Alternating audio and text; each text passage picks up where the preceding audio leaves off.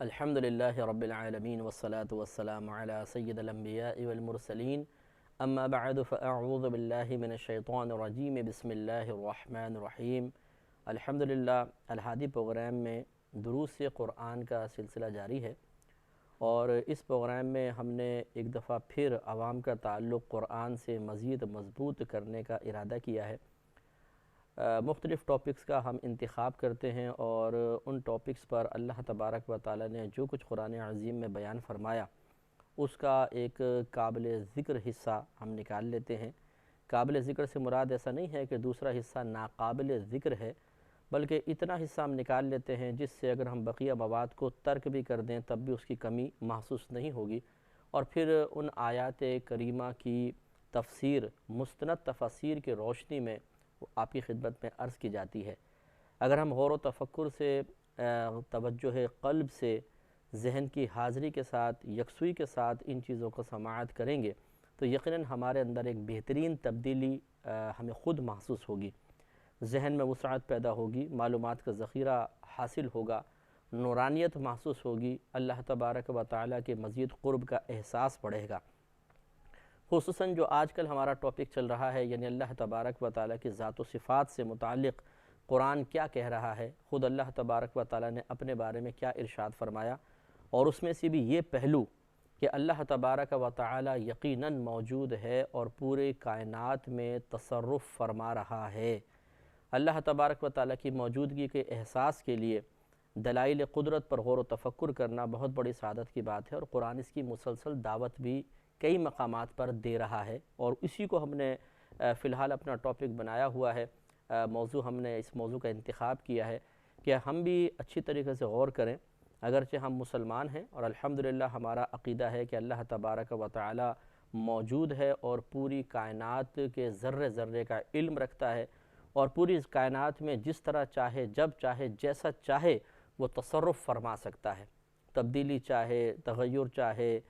کسی کو چھوٹا کرنا، کسی کو بڑا کرنا، کسی کو زندہ کرنا، کسی کو مارنا، کسی کی شکل و صورت کو تبدیل کر کے کسی اور چیز میں تبدیل کر دینا، سب اللہ تعالیٰ کے قدرت و اختیار میں ہے، اور وہ اس قسم کے تصرفات کر بھی رہا ہے۔ لیکن اس کے باوجود جب ہم ان آیات کریمہ کو پڑھتے ہیں تو وہ اس موجودگی کا احساس جو پہلے ہی ہمیں احساس بلکہ کیا یقین ہے، وہ اور پختہ سے پختہ تر ہوتا چلا جاتا ہے، کیونکہ ایک مسلمان اللہ تبارک و تعالیٰ کے بارے میں، اس کے موجود ہونے کے بارے میں، اس کی وسیع قدرت کا علم رکھنے کے بارے میں اچھی طرح جاننے کے باوجود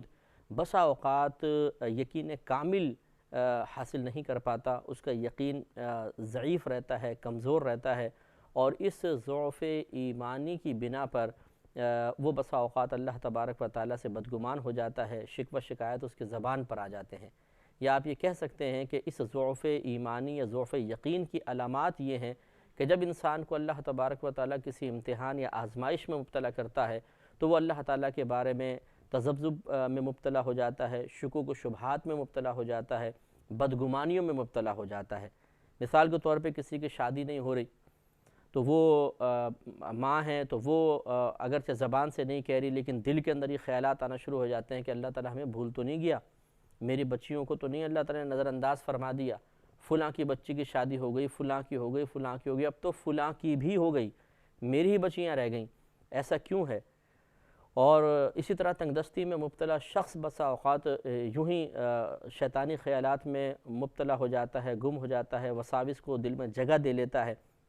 کہ کہیں اللہ تعالیٰ ہمیں بھول تو نہیں گیا ہے، کہیں اللہ تعالیٰ کی توجہ تو ہم سے نہیں ہٹ گئی ہے، ہم اتنی دعائیں مانگ رہے ہیں، اتنے وظیفے پڑھ رہے ہیں، ہمارا کام ہی نہیں ہو پا رہا۔ تو یہ جو ہمارے ذہن میں اس قسم کے خیالات جنم لیتے ہیں، یہ اصل میں ضعف ایمانی کی، ضعف یقین کی دلیل ہے کہ ابھی ایمان کامل نہیں ہوا، یقین کامل نہیں ہوا۔ جب یقین کامل ہو جائے گا، ایمان تکمیل کے تمام مراحل طے کر لے گا، اس کے بعد پاسبل ہی نہیں ہے کہ اللہ تبارک و تعالیٰ کی طرف سے آنے والی کسی آزمائش کے جواب میں زبان سے کوئی شکوہ برآمد ہو جائے یا دل ہی کم از کم شکایت میں مبتلا ہو جائے، ایسا ہرگز نہیں ہو سکتا ہے۔ کیونکہ جیسے کہ ابھی ہم آپ کو مزید عرض بھی کریں گے اور دلائل عرض کرتے چلے جا رہے ہیں کہ ایک مسلمان جب ان آیات کریمہ پہ غور و تفکر کرتا ہے اور اللہ تبارک و تعالیٰ کی قدرت عظیمہ پر موجود دلائل جو اس کائنات میں موجود ہیں ان پر غور و تفکر کرتا ہے تو اتنا اللہ تعالیٰ کے قریب ہونے کا یقین اس کو حاصل ہو جاتا ہے، اللہ تبارک و تعالیٰ کے مہربان ہونے کا یقین، اللہ تعالیٰ کے عظیم خزانوں کا مالک ہونے کا یقین حاصل ہو جاتا ہے کہ پھر اسے یہ سوچتے ہوئے بھی شرم آئے گی کہ میں یہ کیا سوچ رہا ہوں کہ اللہ تعالیٰ کیا مجھے بھول گیا ہے، اللہ تبارک و تعالیٰ کیا میری تنگ دستی دور نہیں کر سکتا ہے۔ اس قسم کے خیالات اس کو سوچتے ہوئے بھی شرم آئے گی، کیونکہ جیسے ہم نے آپ کو عرض کیا کہ وہ رب کریم جو پوری کائنات کا نظام چلا رہا ہے، ایک ہمارے گھر کا نظام چلانا اس کے لیے مشکل ہو گیا، جو مسبب الاسباب ہے کہ پوری دنیا کے اندر مختلف اس نے اسباب اور ذرائع پیدا کیے ہیں، جانوروں کی خوراک حاصل کرنے کے ذرائع دیکھیے، موت کے ذرائع دیکھیے، زندگی کے ذرائع دیکھیں، پریشانیوں سے نکل جانے کے ذریعے آپ اپنے اطراف کے اندر دیکھیں، جو اللہ تبارک و تعالیٰ اتنے ذرائع اسباب مہیا کر سکتا ہے، کیا ایک ہمارے لیے ہی تمام اسباب اس کے لیے بہت ہی مشکل معاذ اللہ ہو گئے ہیں کہ وہ ہمیں پریشانی سے نکالنے کے لیے کوئی سبب اور ذریعہ قائم نہیں فرما سکتا؟ تو یہ پھر شرم آتی ہے انسان کو کہ نہیں یہ میں کیا سوچ رہا ہوں، اتنی عظیم ذات کے بارے میں اتنی بچکانہ سوچ، اور پھر اسے شرمندگی کے ساتھ ساتھ توبہ کی توفیق بھی حاصل ہو جاتی ہے۔ میرا رہنما کوئی اور ہے۔ لہٰذا مسلمان کے لیے بھی ان آیات پہ غور و تفکر ہرگز غیر نافع نہیں ہے، بلکہ بہت ہی زیادہ نفع مند ہے کہ جب آپ ان کو سنتے جائیے، ہمارا لیکچر، ہمارا درس قرآن آپ سنتے رہیں، اور پھر آپ دیکھیے کہ 10 دن بعد، 15 دن بعد، 20 دن بعد آپ اپنے آپ سے خود سوال کر کے دیکھ لیجئے گا، اپنا خود مشاہدہ کر کے دیکھ لیجئے گا کہ پہلے جو اللہ تبارک و تعالیٰ پر آپ کا یقین تھا اس میں اور آج کے یقین میں کتنا فرق ہے۔ پہلے جب جس طرح آپ اللہ تعالیٰ کی ذات کو جس زاویے سے دیکھا کرتے تھے، اس کی صفات کو جس زاویے سے دیکھا کرتے تھے، آج اس زاویے نظر میں کتنا فرق پڑ گیا ہے۔ اور پہلے جو اللہ تبارک و تعالیٰ کی ذات پر یقین حاصل تھا، اس میں پہلے قوت زیادہ تھی یا ضعف تھا، اور اب قوت زیادہ ہے یا ضعف پیدا ہوا ہے، فرق، نمایاں فرق آپ خود محسوس کریں گے۔ اور یہ یاد رکھیے کہ جتنا ایک مسلمان کو اللہ تبارک و تعالیٰ کی موجودگی کا احساس زیادہ سے زیادہ ہوتا چلا جائے گا، وہ اتنا ہی گناہوں سے بچے گا، اتنا ہی عبادت پر اسے پابندی اور استقامت حاصل ہوگی، اتنی ہی اس کی طبیعت میں سنجیدگی اور متانت پیدا ہوگی۔ یہ جو الٹے سیدھے جوک بولتے ہیں، مذاق کرتے ہیں، فحش کلامی ہوتی ہے، پھر کسی شخص کا حرام کی طرف بڑھ جانا، لوگوں کے مال غصب کر لینا اور ان کی پراپرٹیوں پہ قابض ہو جانا، یہ کیوں ہوتا ہے؟ اللہ تعالیٰ کی موجودگی کے یقین کے باوجود اس یقین میں بھی قوت پیدا نہیں ہوئی ہے، کاملیت پیدا نہیں ہوئی ہے، تو ہم بے پرواہی کے ساتھ سارے کام کر رہے ہوتے ہیں۔ لیکن جب اللہ تعالیٰ کی موجودگی کا یقین بہت زیادہ قلب میں راسخ ہو جاتا ہے تو پھر ہر برا کام کرتے ہوئے انسان کو شرم آنے لگ جاتی ہے۔ نبی کریم صلی اللہ علیہ وسلم نے اسی طرف اشارہ کرتے ہوئے ہمیں سمجھایا کہ جب تم نماز پڑھو تو بالکل اس طرح نماز پڑھو جیسے تم اپنے رب کو دیکھ رہے ہو، اور اگر تم اپنے رب کو نہیں دیکھ رہے تو وہ تو تمہیں دیکھ ہی رہا ہے۔ یہ سرکار نے واضح طور پر ہمیں ایک اشارہ دیا ہے کہ اللہ تعالیٰ کے دیکھنے کا مسلسل یقین تمہیں سلیقے کی طرف لے کر آئے گا، تحمل کی طرف لے کر آئے گا، بردباری کی طرف لائے گا، وقار کی طرف لے کر آئے گا، احتیاط پسندی کی طرف لے کر آئے گا، اور تم اس کے جسٹ اپوزٹ چیزوں سے جو بری ہیں، بری صفات ہیں، ان سے محفوظ ہو جاؤ گے۔ تو مسلمان کے لیے اس انداز سے بے حد نافع۔ پھر غیر مسلم ایک ایسا شخص جو اللہ تبارک و تعالیٰ کے وجود کو ہی بالفرض نہیں مانتا ہے، وہ کہتا ہے میں نہیں مانتا ہوں، سب کائنات میں چیزیں اتفاقی طور پہ چل رہی ہیں، لیکن جب وہ ان آیات پر غور و تفکر کرے، کسی استاد کی مدد کے بغیر اگر وہ ان آیات کا صرف ترجمہ ہی پڑھ لے تو اللہ تبارک و تعالیٰ کی طرف سے اس کی ذات مزید اس کی رہنمائی کے لیے بالکل کافی ہے۔ پہلے بھی اللہ تعالیٰ کافی ہے، لیکن اللہ کی عادت کریمہ ہے کہ ایک ذریعہ، ایک سبب، ایک بیس اکثر وہ بناتا ہے، ورنہ ویسے ہی بیٹھے بیٹھے کسی شخص کے دل میں خیال ڈال دے وہ مسلمان ہو جائے، اللہ تعالیٰ کے لیے کوئی مشکل نہیں ہے۔ لیکن جب ایک شخص نے مطالعہ کیا، ایک دنیاوی ظاہری سبب اور ذریعہ اس کے پاس آیا، اس کو بنیاد بنا کر وہ اللہ تعالیٰ کے قریب ہو جاتا ہے، اور خود ہی ذاتی مطالعے سے وہ اپنی آخرت کو بہتر سے بہتر بنا لیتا ہے۔ یہ بالکل پاسبل ہے کہ ان آیات کے اندر وہ چیزیں موجود ہیں کہ جب ان کا ذکر کیا جاتا ہے، ان پہ غور و تفکر کیا جاتا ہے تو اللہ تعالیٰ کی طرف انسان خود بخود مائل ہو جاتا ہے۔ تو لہٰذا دیکھیے، اگر یہ غیر مسلم بھی غور کر لے، مثال کے طور پہ وہ اپنے گھر کو سجا کر گیا ہے، باہر گیا، کوئی سودا وغیرہ لیا، واپس آیا، دروازہ کھول کے اندر آتا ہے، اسے کچھ کمرے میں تبدیلی نظر آتی ہے تو پہلا جملہ اس کی زبان پر یہی آئے گا، لگتا ہے پیچھے سے کوئی اندر آیا تھا۔ اس کا مطلب یہ ہے کہ کائنات کی یہ جو اس کے گھر کی تھوڑی سی بھی تبدیلی ہے، اس نے اسے اس بات کا احساس دلایا کہ تمہارے جانے کے بعد یہاں پر کوئی نہ کوئی آیا تھا۔ اب اگر کوئی کہے نہیں آپ کا وہم ہے، اگر چلیں تبدیلی بھی ہوئی ہے تو اتفاقی طور پر ہو گئی ہوگی، تو وہ جواب میں کہے گا تمہارا دماغ خراب ہے، یہ چیزیں خود بخود اڑ کے یہاں سے یہاں پر آ گئی تھیں، صوفہ خود بخود یہاں سے ہٹ کر یہاں پر آ گیا تھا، مجھے اچھی طرح یاد ہی میں نے چیز یہاں پر رکھی تھی، یہاں کیسے پڑی ہوئی مل گئی، وہ آپ کی بات کا یقین نہیں کرے گا۔ تو اب غور و تفکر کریں کہ پوری کائنات کے اندر جو تبدیلیاں ہو رہی ہیں، تغیر پیدا ہو رہا ہے، اور اتنی بڑی تبدیلیاں، اتنی عظیم تبدیلیاں کہ جو ایک مطلب اللہ تعالیٰ کی ذات سے قد نظر ایک بہت بڑے دماغ کا کام ہو سکتا ہے، اور ایک دماغ نے ہم انسانوں کے اعتبار سے دیکھیں تو ہزاروں دماغ مل کر وہ کام کریں گے تو اتنا ایکوریٹ کام ہو سکتا ہے، تو وہ اتفاقی طور پہ ہو جائے گا، یہ کیسے ہو سکتا ہے؟ یہی وجہ ہے اللہ تبارک و تعالیٰ نے حبیب کریم صلی اللہ علیہ وسلم سے ارشاد فرمایا، سورہ زمر آیت نمبر 38 میں اللہ تعالیٰ ارشاد فرماتا ہے وَلَئِن سَأَلْتَهُم مَّنْ خَلَقَ السَّمَاوَاتِ وَالْأَرْضِ، اے حبیب کریم صلی اللہ علیہ وسلم اگر آپ ان کفار سے پوچھئے کہ کس نے پیدا کیا ہے آسمانوں اور زمین کو، لَيَقُولُنَّ اللَّهُ، تو یہ ضرور کہیں گے کہ اللہ تبارک و تعالیٰ نے۔ یعنی اس زمانے کے کفار بھی یہ بلیو رکھتے تھے، یہ یقین رکھتے تھے کہ اس کائنات کو پیدا کرنے والا اللہ تبارک و تعالیٰ ہی ہے۔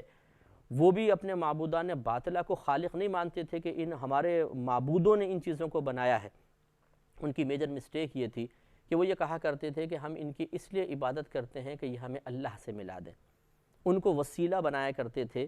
اور وسیلہ بنانے کے لیے انداز وہ اختیار کر لیا کہ جس کو اللہ تبارک و تعالیٰ نے ممنوع قرار دیا تھا، یعنی شرک کا راستہ انہوں نے اختیار کیا کہ ان کو معبود سمجھ لیا۔ آج بھی بہت سے لوگ وسیلہ قائم کرتے ہیں، انبیاء علیہ السلام کا وسیلہ، صحابہ کرام کا، اولیاء عظام کا، لیکن اس وسیلے کے قائم کرنے میں انداز مختلف ہے۔ میرا رہنما کوئی اور ہے۔ وہ کسی نبی کو، کسی صحابی کو، کسی ولی کو اگر خدا نہیں سمجھتے بلکہ اللہ تبارک و تعالیٰ کی مخلوقی تصور کرتے ہیں، اس کے عاجز بندے ہی تصور کرتے ہیں، لیکن نظریہ یہ ہوتا ہے کہ چونکہ اللہ تبارک و تعالیٰ کی عادت کریمہ ہے کہ وہ کائنات میں جو کچھ عطا فرماتا ہے کسی نہ کسی وسیلے اور ذریعے اور سبب سے عطا فرماتا ہے، تو اللہ تعالیٰ کی بارگاہ سے کچھ حاصل کرنے کے لیے اگر ان نفوس قدسیہ کو وسیلہ بنا لیا جائے تو کیا حرج ہے؟ تو اگر مسلمان اس کے لیے صحیح راستہ اختیار کرتا ہے تو مسلمان کے اس راستہ اختیار کرنے میں اور اس زمانے کے کفار کے بتوں کو وسیلہ بناتے ہوئے اللہ تعالیٰ کا قرب حاصل کرنے کا ارادہ کرنے میں زمین آسمان کا فرق ہے۔ انہوں نے عبادت معبودان باطلہ کو وسیلہ و ذریعہ بنایا، یہاں پر مسلمان صرف ایک محبت، ایک قرب کا ذہن رکھتا ہے، پیار کا ذہن رکھتا ہے، عقیدت کا ذہن رکھتا ہے، حقیقتاً وہ اپنا معبود اللہ کو سمجھتا ہے، اور ان مخلوق کو وہ ہرگز اپنا معبود تصور نہیں کرتا ہے، تو لہٰذا فرق ہے۔ تو معلوم یہ ہوا کہ اس زمانے میں بھی جو کفار تھے وہ اس بات کا عقیدہ رکھتے تھے کہ جو کچھ کائنات میں پیدا کرنے والی ذات ہے وہ اللہ تبارک و تعالیٰ کی ہے۔ اسی طرح ایک اور مقام پر آپ دیکھیں گے اللہ تبارک و تعالیٰ نے مزید دریافت فرمایا کہ حبیب ان سے پوچھئے کہ تمہیں رزق کون دیتا ہے، تو تب بھی جواب میں یہی کہیں گے کہ ہمیں اللہ تبارک و تعالیٰ رزق عطا فرماتا ہے۔ تو یہ اشارہ ہے اس طرف اللہ تعالیٰ کی طرف سے اس سوال کروانے میں، اور ان سے جواب طلبی میں یہ اشارہ ہے کہ جب تم یہ بات مانتے ہو کہ اس کائنات کو پیدا کرنے والا اللہ تعالیٰ ہے، اس کائنات کا نظام چلانے والا اللہ تعالیٰ ہے، تمہیں نعمتیں عطا فرمانے والا اللہ تبارک و تعالیٰ ہے، تو پھر اللہ تعالیٰ کے احکام بھی مانو۔ جس خالق و مالک نے تمہیں پیدا کیا، اتنی نعمت عطا فرمائی، تو مروت کا تقاضا بھی یہ ہے، احسان مندی کا تقاضا یہ ہے، احسان ماننے کا تقاضا یہ ہے کہ تم اپنے محسن کا کہنا مانو، جو محسن کہہ رہا ہے وہ مان لو۔ اور محسن نے یہ کہا کہ تم کسی کو اللہ تعالیٰ کے علاوہ کسی کی عبادت نہ کرو، کسی کے قریب اس انداز سے نہ جاؤ کہ اسے اپنا معبود تصور کر لو، اسے فاعل حقیقی سمجھ لو کہ اللہ تبارک و تعالیٰ کی مدد کے بغیر بھی یہ ہماری مدد کر سکتا ہے، تو یہ غلط نظریات ہیں۔ لہٰذا اگر ایک غیر مسلم بھی غور و تفکر کرے اور ان آیات میں موجود دلائل پر غور و تفکر کرنے کے بعد اور ان کی عملی شکل جو کائنات میں موجود ہے اس پہ غور و تفکر کرنے کے بعد اپنے عقیدے کو درست کرنا چاہے، تو اس کے لیے کوئی مشکل نہیں ہے، اور یقینی سی بات ہے کہ جب اللہ تعالیٰ نے اتنے دلائل قائم فرما دیے اور اس کے باوجود کوئی شخص اللہ تعالیٰ پر ایمان لے کر نہیں آتا تو یہ اس کی میجر مسٹیک ہے، اس کی بہت بڑی غلطی ہے۔ میدان محشر میں وہ یہ کہہ نہیں سکتا کہ اللہ تعالیٰ مجھے اتنا شعوری حاصل نہیں تھا کہ میں کائنات کے دلائل پہ غور کر کے تیری موجودگی کے احساس کو اپنا بہت زیادہ بڑھاتا اور پھر اس بات کی طرف مائل ہو جاتا کہ جب ایسا رب موجود ہے جو اس کائنات کے پورے نظام کو چلا رہا ہے تو صرف وہی عبادت کے لائق ہے اور کوئی عبادت کے لائق نہیں، اور پھر میں تیری دیگر باتیں بھی مان لیتا۔ یہ وہ عذر اللہ تعالیٰ کی بارگاہ میں جا کر پیش نہیں کر سکتا، اور ان اعذار کو اگر بالفعل پیش بھی کرے تو اب قابل قبول اس لیے نہیں ہے کہ اللہ تعالیٰ نے اپنے حبیب کریم صلی اللہ علیہ وسلم کے ذریعے ایک عظیم کتاب ہمیں عطا فرما دی جس میں اللہ تعالیٰ نے بہت کچھ بیان فرما دیا کہ جس پر غور و تفکر کرنے کے بعد انسان انشاءاللہ کبھی گمراہ نہیں ہو سکتا ہے۔ تو ہم آیات کی طرف مزید آتے ہیں کہ سورہ انعام کی آیت نمبر 95، 96 اور 97 میں اللہ تبارک و تعالیٰ نے ارشاد فرمایا کہ ان اللہ فالق الحب والنوا، بے شک اللہ تبارک و تعالیٰ پھاڑنے والا ہے دانے کو اور گٹھلی کو۔ جیسے کہ آپ گندم کا دانہ ڈالیں، کتنا سا دانہ ہوتا ہے، لیکن جب یہ زمین میں جاتا ہے تو پھٹتا ہے، پھر اس سے سرسبز ایک پودا سا نکلتا ہے، پھر پورا بڑا ہو کے ایک بالی بنتی ہے، اور اس میں یعنی ایک پورا پودا بنتا ہے اور اس میں بہت ساری بالیاں لگتی ہیں، اور ہر بالی کے اندر 10-10، 15-15، 20-20، 25-25 دانے ہوتے ہیں۔ یہ دانے کو پھاڑنے والا کون ہے؟ اور اس دانے کو پھاڑنے کے بعد اس زمین کے اندر جہاں نمی بھی ہے، کیڑے مکوڑے بھی ہیں اور آکسیجن کی کمی بھی ہے، اس کے باوجود اس پودے کو باہر تک کون لا رہا ہے؟ اتنا نرم و نازک پودا کہ آپ یوں پکڑتے ہیں اس کو یوں توڑنا چاہیں آرام سے توڑ سکتے ہیں، اور وہ ننھا سا پودا، نرم سا پودا اس زمین کو پھاڑ کر کیسے باہر نکل آتا ہے؟ کون ہے اس دانے کو پھاڑنے والا؟ اللہ تبارک و تعالیٰ۔ اسی طرح کھجور کی گٹھلی دیکھ لیں، اتنی سی گٹھلی ہے، لیکن یہی گٹھلی جب پھٹتی ہے اس میں سے پودا نکلتا ہے، پھر وہ آہستہ سے تھوڑا بڑا ہوتا ہے، پھر مضبوط درخت بنتا ہے۔ اب اس درخت کو آپ ہاتھ سے توڑ کے تو بتائیے،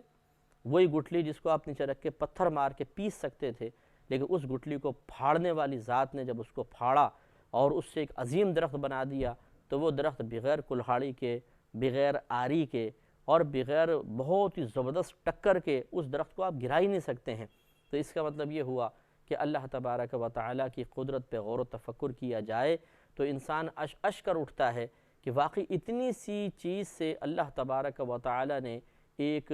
پھل پیدا کرنے والی، دانے پیدا کرنے والی آٹومیٹک فیکٹری بنا دی ہے کہ جب تک وہ ایک دانہ آپ نے ڈالا تھا اس سے وہ پودا نکلا اور کتنی بالیاں اور اس میں کتنے نکلتے رہیں گے، بیج نکلتے رہیں گے، اور اسی طریقے سے ایک گٹھلی آپ نے اگائی اس سے درخت نکلتا ہے، کتنی کھجوریں کھاتے رہتے ہیں، سینکڑوں منوں کے حساب سے بعض اوقات کھجوریں ایک درخت دیتا ہے اپنی پوری زندگی کے اندر۔ تو یہ توجہ طلب باتیں ہیں کہ کس قدر عظیم ایک صنعت ہے، عظیم ٹیکنیک ہے اس کے پیچھے کار فرما ہے، اور وہ صانع، وہ یہ معاملات کرنے والا ہمارا اللہ تبارک و تعالیٰ ہے۔ اللہ تعالیٰ سے دعا ہے کہ رب کریم ہم سب کو جو کچھ سنا اس کو ذہن میں محفوظ رکھنے کی توفیق عطا فرمائے، آمین۔ وآخر دعوانا